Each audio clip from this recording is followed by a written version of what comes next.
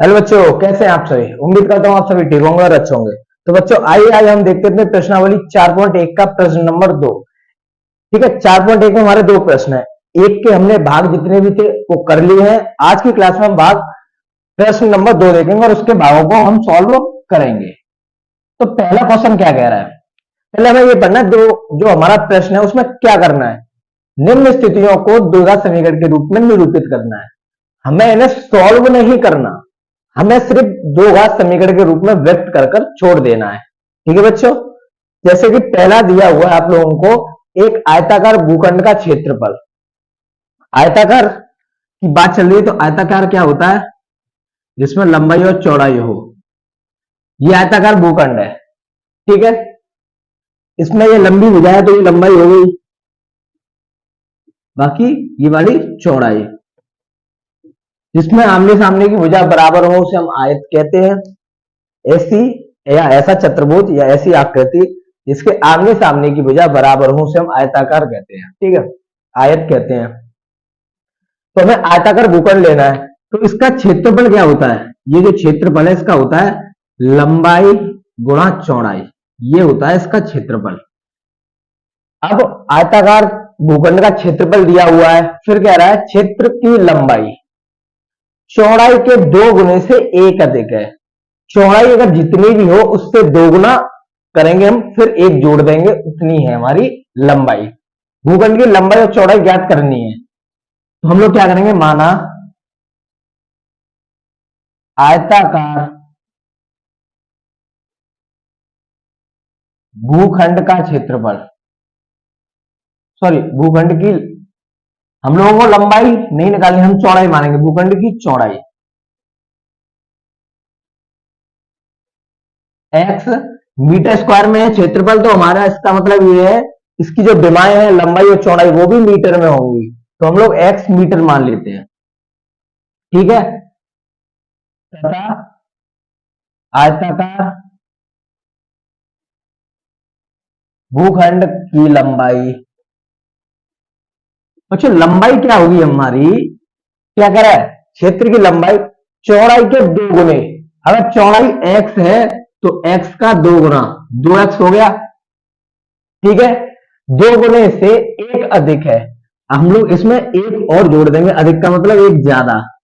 अगर मेरे पे 2 रुपए तो उस पे मुझसे 1 रुपए अधिक है तो उस पे 3 रुपए होंगे, इसी प्रकार है। ठीक है, हम लोगों ने चौड़ाई क्या मान ली x, तो लंबाई क्या निकल कर आ गई हम लोगों की 2x + 1, चौड़ाई का 2 गुना प्लस 1। ठीक है, अब आयताकार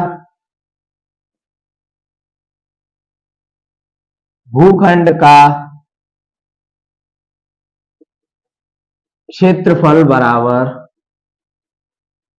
528 मीटर स्क्वायर दिया हुआ है बच्चों। क्या दिया हुआ है, 528 मीटर स्क्वायर। अब क्षेत्रफल जानते हैं हम लोग, लंबाई गुणा चौड़ाई क्या होता है, लंबाई गुणा चौड़ाई। लंबाई गुणा चौड़ाई बराबर यही आयताकार भूखंड का क्षेत्रफल 528 ही रहेगा हमारा, मीटर स्क्वायर में हटा देता हूं। ठीक है, अब लंबाई कितनी है हमारी, लंबाई हमारी 2x + का 1 और चौड़ाई हम लोगों ने x मानी है, बराबर 528। ठीक है बच्चों, बराबर 528। तो इसे मैं रफ कर देता हूं। लंबाई हमारी 2x + 1 है, चौड़ाई हमारी x है, बराबर है 528। अब हम लोगों को इसमें क्या करना है, गुणा।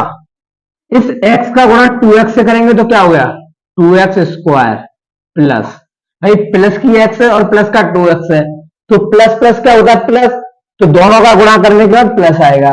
फिर हमें x का गुणा 2x से करना है, तो यहाँ x के साथ कुछ नहीं है तो 1 होगा, 1 का गुणा 2 से करेंगे 2 × 2, और x का हम x से करेंगे तो x का, भाई x का x से किया है तो x पे यहां पर एक घात है यहां पर एक घात है तो गुणा में घातें जुड़ती है, 1 और 1 2, तो x पर 2।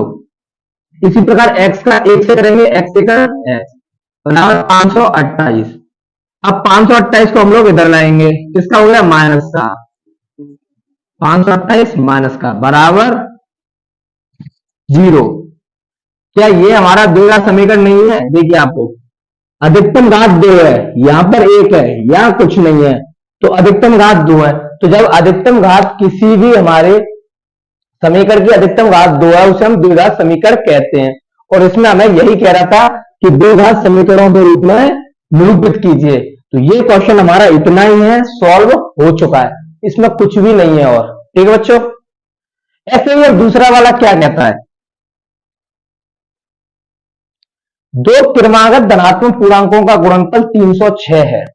दो क्रमागत मतलब कोई भी चीज हो क्रम से हो, जैसे 3 के बाद 4 आता है, 5 नहीं आएगा, 3 के बाद 4, 2 के बाद 3, 10 के बाद 11, 15 के बाद 16, इस प्रकार क्रमागत। दो क्रमागत धनात्मक प्लस की पूर्णांक, पूर्णांक जो होता है हमारा 3 तरीके से होता है, एक तो 0 में बांटते हैं हम लोग, एक प्लस की संख्याओं को कहते हैं और एक माइनस की संख्याओं को। तो उन तीनों में से हमें सिर्फ धनात्मक मतलब प्लस वाले लेने हैं। प्लस वाले नंबर क्या होते हैं, 1 2 3 4 5 6 7 8 9 10 11 12 डॉट डॉट डॉट, ये हमारे प्लस वाले होते हैं। तो उन प्लस वालों में से हमें दो संख्याएं लेनी है, कैसे क्रम की, 1 2 ले लीजिए, 2 3 ले लीजिए, 3 4 4 5, इस प्रकार लेना है। तो हम लोगों को इसमें संख्याएं पता नहीं है। जब संख्याएं पता नहीं होती तो हम लोग एक्स मानते हैं। क्या मानते हैं बच्चों, एक्स। तो माना दो क्रमागत धनात्मक पूर्णांक x हुआ, x प्लस 1 है। अब बच्चों x प्लस 1 क्यों माना है हम लोगों ने, आप लोग ध्यान से समझना है इस बात को। मैंने ले ली 2 3 क्रम की संख्या है, चाहे आप ले लीजिए 6 7। बच्चों 2 है, यहां 2 में 1 जोड़ेंगे तभी तो 3 आ रहा है, तभी 3 आ रहा है, 1 जोड़ने पे ही आता है ना आगे वाला नंबर। ऐसे अगर 6 लिया है तो यहां पर 6 में 1 जोड़ने पर ही हमारा 7 आ रहा है। तो इस प्रकार हम लोगों को दो संख्याएं माननी है इसमें। भाई क्रम की कोई सी संख्या हो सकते हैं, अगर एक पता हो तो हम दूसरी बता सकते हैं, लेकिन यहां तो हमें पता ही नहीं है ना। जब पता नहीं तो मैंने एक संख्या x मान ली और दूसरी संख्या उससे एक ज्यादा ही होगी, कम तो होगी नहीं, ज्यादा होगी, क्रम की लेनी है, तो मैंने एक जोड़ दिया उस नंबर में। मान लीजिए x बराबर हमारा 6 आता है, तो दूसरा नंबर क्या होगा 7, एक 6 और एक 7, तो हो गया ना 6 7। तो इस प्रकार क्रम की संख्या बन जाती है, इसीलिए मैंने x प्लस 1 कर दिया बच्चों। ठीक है, अब क्या कह रहा है आगे, उनका गुणनफल, ये जो दो संख्या है x और x प्लस 1, इनका गुणनफल मतलब गुणा, हम लोगों को 306 दिया हुआ है। कितना दिया हुआ है, 306। कितना बच्चों, 306। अब 306 है तो हम लोग इसमें अब क्या करेंगे, x का गुणा पहले इस कोष्टक के अंदर करेंगे, तो x का x से किया जाएगा, क्या हो गया x स्क्वायर। भाई x पे एक घात ये रही, एक घात ये रही, एक घात और एक घात कितनी होगी, 2 घात, प्लस, भाई प्लस प्लस प्लस होता है, plus plus plus, x एकन x बराबर 306। अब 306 को मैं इधर ले आऊंगा तो प्लस का इधर आकर माइनस का हो गया, बराबर 0। तो ये आ गया 306 बराबर 0। तो एक्स स्क्वायर प्लस के एक्स माइनस के 306 बराबर 0। क्या ये हमारा द्विघात समीकरण नहीं है, आप लोग देख सकते हैं, अधिकतम 2 घात है तो हमारा द्विघात समीकरण बन गया। हमें इसी रूप में बनाना है, हमें सॉल्व नहीं करना। ठीक है, हम 4.2 में द्विघात समीकरण को सॉल्व करना सीखेंगे ना, तब आप लोग उस विधि से इसे सॉल्व कीजिए और जरूर करना आप लोग। ठीक है, क्योंकि आप लोग को द्विघात समीकरण सॉल्व करने भी आने चाहिए। तो मैं इसे 4.2 में सिखाऊंगा किस प्रकार सॉल्व करते हैं। ठीक है, किस प्रकार संख्याओं को सोचेंगे आप लोग। बच्चों ये पहला और आप लोगों का दूसरा हो चुका है, इसे आप लोग नोट कीजिए। हम चलते हैं तीसरे की तरफ। चलिए बच्चों, तो अब तीसरा वाला क्या कह रहा है उसे देखते हैं। ये कह रहा है कि रोहन की मां उससे 26 वर्ष बड़ी है। अगर रोहन मान लीजिए 1 साल का है तो उसकी मां उससे 26 वर्ष बड़ी है। मतलब रोहन 1 साल का है तो उसकी मां 26 साल ज्यादा है, तो 26 और 1 27, मतलब उसकी मां 27 साल की होगी। ठीक है, उनकी आयु का गुणनफल अब से 3 वर्ष बाद, भाई रोहन 3 साल बाद 4 का होगा नहीं होगा। ठीक है, अभी 1 का है तो 3 साल बाद 4 का हो जाएगा। ऐसे उसकी माँ भी 3 साल बाद, अभी 27 की तो 3 साल बाद 30 की हो जाएगी ना। तो 3 साल बाद मतलब अब उनकी आयु का गुणनफल, मतलब उनके गुणनफल 3 साल बाद इतना हो जाता है 360। मतलब 3 साल बाद उनकी आयु आई 4 वर्ष और 30 वर्ष, उनका गुणनफल 360 हो जाता है। मैंने अंदाजे से बताया ये। अब आप करने मतलब है ना कि 4 गुना 30 120 होता है, तो 360 आ ही नहीं रहा, वो नहीं करना अभी। ठीक है, हमें रोहन की वर्तमान आयु ज्ञात करनी है। ठीक है, तो इसमें हम लोगों को क्या करना है बच्चों, देखिए। ठीक है, इसमें कह रहा है कि रोहन की वर्तमान आयु ज्ञात करनी है, इसमें कह रहा है कि पूर्णांक ज्ञात कीजिए, लंबाई चौड़ाई ज्ञात कीजिए, लेकिन हमें साफ साफ कह रहा है कि द्विघात समीकरण के रूप में निरूपित करना है, हमें सॉल्व नहीं करना। और जब तक हम लोग सॉल्व नहीं करेंगे तब तक हम लोग आंसर नहीं बता सकते। ठीक है, तो हम लोगों को रोहन की आयु मान लेनी है, क्या, x वर्ष। तो उसकी मां की पता चल जाएगी, क्योंकि मां 26 वर्ष बड़ी है, तो जो भी रोहन की होगी उसमें हम 26 जोड़ देंगे। तो माना रोहन की वर्तमान आयु बराबर x वर्ष, तब उसकी मां की वर्तमान आयु बराबर कितनी बड़ी है। अगर रोहन x साल का है तो वो 26 साल ज्यादा है, तो रोहन की जितनी भी होगी हम उसमें 26 जोड़ देंगे। भाई मैंने बताया था ना 1 साल है तो उसमें 26 जोड़ा, तभी तो 27 निकाली थी ना।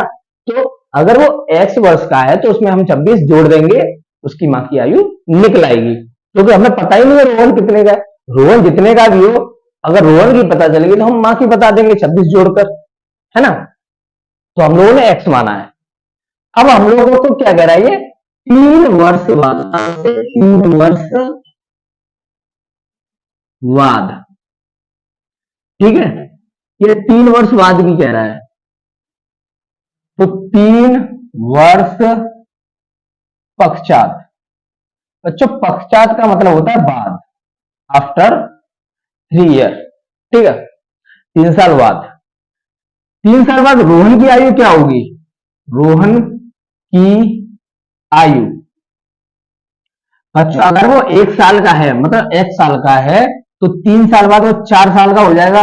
मतलब हमने जोड़ा ही तो ना, तो हमें उम्र तो पता नहीं, हमने x वर्ष मानी है, तो हम x में 3 को जोड़ देंगे। ठीक है, तथा उसकी मां की आयु, मां की आयु, बच्चों मां है अभी x प्लस 26 वर्ष की, उसकी मां की उम्र x प्लस 26 है। हम लोगों को नहीं पता कि वो कितने वर्ष की हैं, इसलिए हमने x प्लस 26 माना था, क्योंकि वो 26 वर्ष बड़ी थी अपने बेटे से। तो बेटे की उम्र अगर 3 साल बाद बढ़ेगी, तो क्या उसकी मां की उम्र नहीं बढ़ेगी। भाई उम्र सबकी बढ़ती है, कभी किसी की नहीं घटती, सबकी बढ़ती है। ठीक है, तो 3 साल बाद इनकी भी 3 वर्ष आयु बढ़ जाएगी। तो देखिए x प्लस 26 और ये प्लस प्लस प्लस होता है, तो 26 होती है 29, और दोनों प्लस के हैं तो प्लस के आ गए। मतलब कहने का ये है, जितनी भी आयु आए उसकी रोहन की, 29 वर्ष उसमें जोड़ दिए, 3 साल बाद निकाल देंगे हम लोग कि 3 साल बाद कितने वर्ष बड़ी हो जाएगी वो। तो 29 वर्ष वो बड़ी होंगी 3 साल बाद। भाई उसकी वर्तमान आयु से 29 साल, 26 साल वो हमेशा उससे बड़ी रहेंगी। अब वो चाहे 50 साल का हो जाए, चाहे 100 साल का हो जाए, उसकी मां उससे 26 वर्ष हमेशा बड़ी रहेंगी। ठीक है, लेकिन 3 साल बाद वो x प्लस 26 प्लस 3 की हो जाएंगी, मतलब x प्लस 29।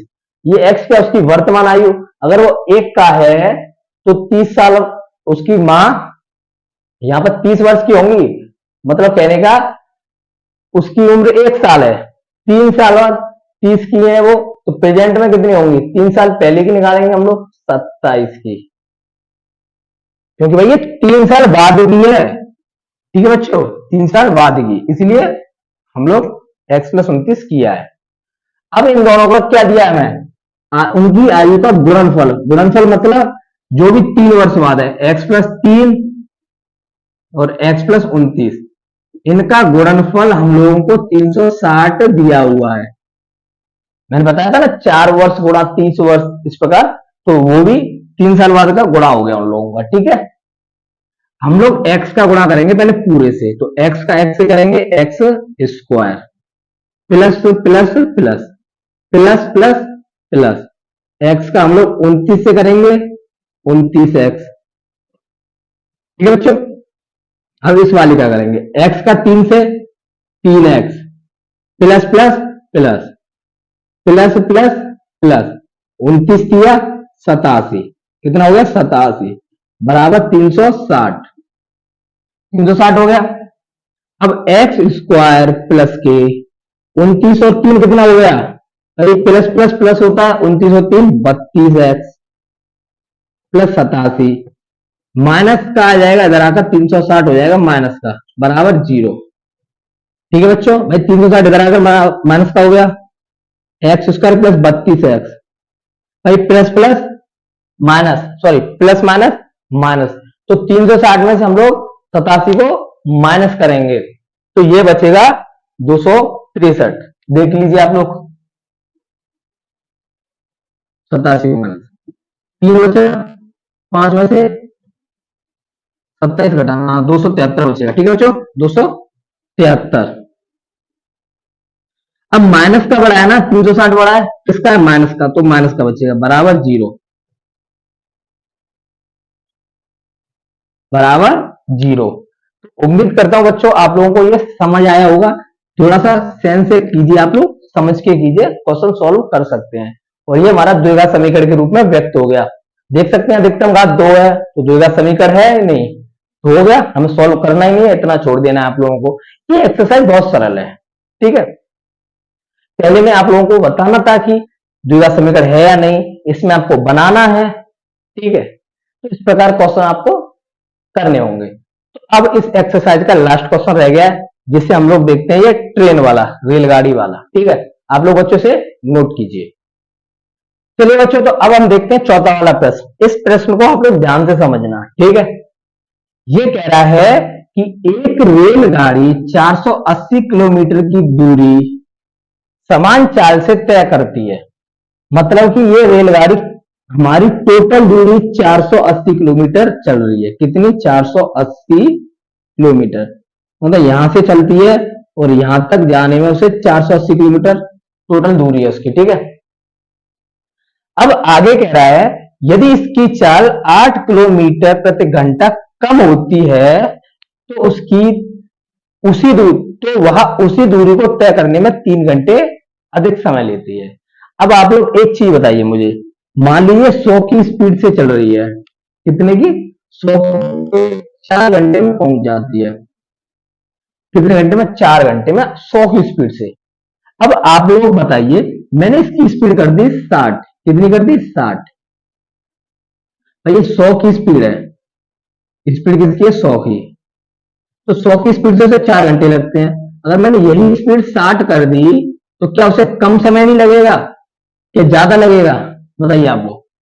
भाई स्पीड कम है, बाइक मान लीजिए, बाइक अगर तेज चला रहा हूं मैं बाइक को, तो वो जल्दी पहुंचा देगी। अगर मैं स्लो चला रहा हूं तो टाइम ज्यादा लगेगा ना, तो ये 4 घंटे की बजाय हो सकता है 6 घंटे पे पहुंचे, हो सकता है 5 घंटे में पहुंचे, 6.5 घंटे भी लग सकते हैं, है ना बच्चों। तो टाइम ज्यादा लगेगा जब स्पीड कम कर देंगे हम लोग। तो ये वही कह रहा है, अगर हम लोगों ने इसकी चाल को हम लोग स्पीड कहते हैं, क्या कहते हैं, स्पीड। अगर स्पीड हमने इतने 8 किलोमीटर प्रति घंटा, मतलब 1 घंटे में 8 किलोमीटर कम कर दी, ठीक है, तो वह उतनी दूरी तय करने में 3 घंटे अधिक समय लेता है। तो हमें इसकी चाल बतानी है रेलगाड़ी की। तो बच्चों हम लोगों को बात चल रही है इसमें सबनी चाल की, क्योंकि दूरी दी हुई है, टाइम वो 3 घंटे कम कर रहा है, टोटल काम किसका चल रहा है, चाल का। तो हम लोग मानेंगे, माना रेलगाड़ी की चाल बराबर x किलोमीटर प्रति घंटा, और चाल को हम लोग स्पीड कहते हैं बच्चों, क्या कहते हैं, स्पीड। ठीक है, चाल को हम लोग स्पीड कहते हैं। तो अब आप लोग बता सकते हैं मुझे, अगर उसकी चाल x किलोमीटर प्रति घंटा है तो इसमें दूरी तो फिक्स है भाई, वो इतनी ही दूरी चलेगा, चाहे आप स्पीड कम कीजिए चाहे ज्यादा कीजिए, चाहे बिल्कुल फिक्स रखिए आप लोग। टोटल दूरी उसकी 480 किलोमीटर है। तो दूरी तो आप लोगों को बच्चों फिक्स है, दूरी को हम लोग डिस्टेंस कहते हैं। क्या कहते हैं? डिस्टेंस। दूरी आप लोगों को 480 किलोमीटर ही चलनी है। अब बात हो रही है समय की। समय कितना लगेगा भाई? अगर तेज चल रही है समय कम लगेगा, स्लो चल रही है समय ज्यादा लगेगा। तो सूत्र होता है समय बराबर दूरी बट्टे चाल। ठीक है, आप लोग यहां पे एक लिख लेना सूत्र, दूरी बराबर चाल गुणा समय। दूरी बराबर चाल गुणा समय। ठीक है।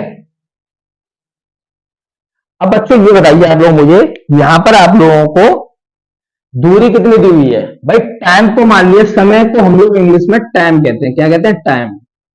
टाइम को मैंने टी मान लिया। क्या मान लिया? टी। दूरी हम लोगों को 480 किलोमीटर दी हुई है। ठीक है, और चाल हम लोगों ने एक्स मानी है। क्या मानी है? एक्स। चाल हम लोगों ने एक्स मानी है। तो ये बन गया आप लोगों का एक समीकरण। क्या बन गया बच्चों? समीकरण एक। ठीक है, फिर आगे क्या कह रहा है भाई? ये हो गया ना, एक्स 480 किलोमीटर की दूरी तय करता है किस चाल से? समान चाल से। हमने चाल एक्स मानी, ठीक है, और हमने समय निकाल लिया। यदि इसकी चाल में हम लोग 8 किलोमीटर प्रति घंटे की कमी कर दें, पुनः चाल, पुनः सॉरी रेलगाड़ी की चाल, रेलगाड़ी की चाल अगर वो पहले एक्स स्पीड से चल रहा है, या मान लीजिए पहले 100 की स्पीड से चल रहा है, उसने 40 किलोमीटर उसकी स्पीड कम कर दी, तो 40 आप लोग माइनस ही तो करो, तभी तो बताओगे कि वो 60 की स्पीड से चल रही है। ऐसे ही अगर वो पहले एक्स की स्पीड से चल रही थी तो उसने 8 किलोमीटर प्रति घंटा कम कर दी, तो मतलब एक्स माइनस के 8 किलोमीटर प्रति घंटा। ठीक है बच्चों, आप लोगों ने 8 को माइनस कर दिया कि पहले वो x की स्पीड से चल रहा था, अब उसने उस स्पीड में से 8 को कम कर दिया, तो हमने इसमें से 8 को निकाल दिया। इसका मतलब ये है। ठीक है बच्चों, और समय 3 घंटे अधिक लगता है। क्या लगता है? 3 घंटे अधिक। भाई समय जो भी है 3 घंटे अधिक लगता है। तो समय देखो बच्चों, दूरी तो वही रहेगी, दूरी तो 480 किलोमीटर ही रहेगी, लेकिन जो समय है, समय पहले टी वर्ष लग रहा था। कितना लग रहा था? टी। जब टी वर्ष लग रहा था तो अब कितना हो गया? टी प्लस 3, 3 घंटे ज्यादा लग रहे हैं। ये हो गया समय। ठीक है, आवर। ठीक है बच्चों, अब मुझे बताइए वही सूत्र, समय बराबर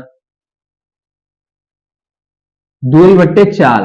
क्या है? दूरी बट्टे चाल। समय कितना है बच्चों? टी प्लस 3, दूरी वही है 480, लेकिन चाल कितनी हो गई? एक्स माइनस के 8, एक्स माइनस के 8। अब बच्चों इससे क्या करते हैं हम लोग, मैं यहां तक आप लोगों का रफ कर देता हूं, आगे हम लोग करेंगे, लेकिन पहले आप लोग यही देख लीजिए, मैं समीकरण बना देता हूं। ठीक है, अब मुझे ये बताइए समीकरण एक से, समीकरण एक से, समीकरण एक में बच्चों टी की वैल्यू क्या है? टी, टी की वैल्यू पूरी है 480 अपॉन एक्स। मैंने टी की जगह रख दी प्लस के 3 बराबर 480 अपॉन एक्स माइनस के 8। ठीक है, एक्स माइनस के 8। अब आप लोग क्या करेंगे, इस पूरे को उठाकर 480 अपॉन एक्स को उधर ले जाएंगे। कहां? उधर की साइड। तो इधर रह गया 3 सिर्फ, और ये 480 अपॉन एक्स माइनस के 8 तो है ही, लेकिन ये आ गया इधर आकर 480 माइनस के एक्स। ठीक है, तो बच्चों इतना नोट कीजिए, मैं इसे रफ करता हूं। ठीक है, चलिए बच्चों, तो अब आप लोग देखिए, इसमें हम लोगों ने क्या किया? 3 बराबर 480 अपॉन एक्स माइनस के 8 और माइनस के 480 अपॉन एक्स, यही तो था भाई, यही था। अब इस बराबर 3 को मैं क्या नहीं रख सकता, बात तो एक ही है ना, चाहे बराबर के ये वाला इधर रख दीजिए, चाहे बराबर के ये 3 इधर रख दीजिए, हैं तो दोनों बराबर ही ना, ठीक है। चाहे आप लोग कह सकते हैं 3 प्लस 6 हमारा 8 होता है, चाहे आप लोग कह दीजिए 6 प्लस 2, भाई चाहे आप इसे अब 6 प्लस 2 को आप इधर रख दीजिए और 2 प्लस 6 को उधर रख दीजिए, दोनों बराबर में भाई 8 ही रहेगा। तो इसका मतलब भी यही है, आप बराबर वाली चीजों को किधर भी रख सकते हैं। यहां से 480 कॉमन ले लिया तो ऊपर 1 रह गया, 480 बाहर आ गया, तो क्योंकि 480 कॉमन लेने का मतलब भाग देना, 480 का 480 में भाग जाएगा तो 1 बार जाएगा, x माइनस के 8 रह गया, माइनस ये बाहर आ गया, 1 रह गया अपॉन x बराबर 3, 480। अच्छा x देखिए, x का गुणा x से करेंगे, x से करना x माइनस लग रहा है, x का 1 से करेंगे x माइनस का 8, जब माइनस लग रहा है इसका मतलब पूरे के लिए है माइनस, x के लिए भी है 8 के लिए भी है, तो हम लोगों ने इसीलिए माइनस लगा दिया है कोष्टक के साथ, ठीक है। अब इनका गुणा होगा x का x माइनस 8 से बराबर 3, अब होगा 480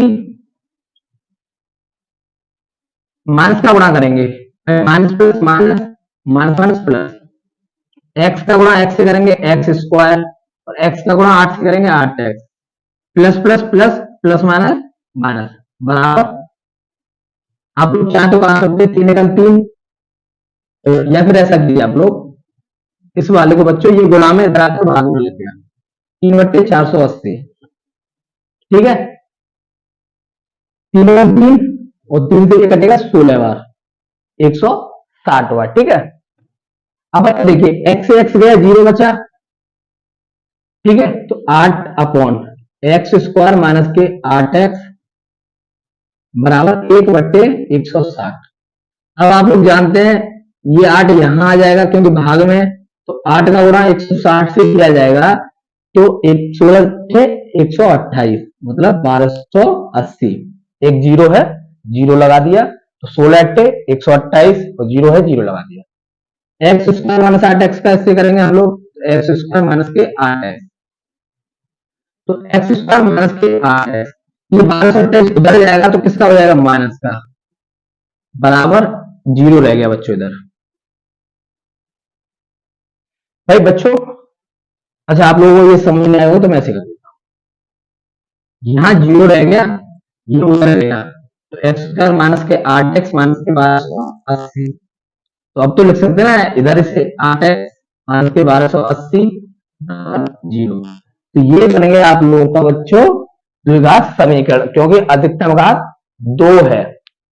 तो इस प्रकार के क्वेश्चन को करने के लिए आपको चाल माननी होगी, ठीक है, जब चाल कहे तो, क्योंकि चाल बदल रही थी और समय भी बदल रहा था, तो हमने समय बराबर निकाल लिया था और चाल को कम कर दिया, या समय 3 अधिक हो गया तो समय कितना था हमारे पास 480 प्लस भाई 480 अपॉन एक्स प्लस 3 बराबर 480 माइनस 8, ये था ही।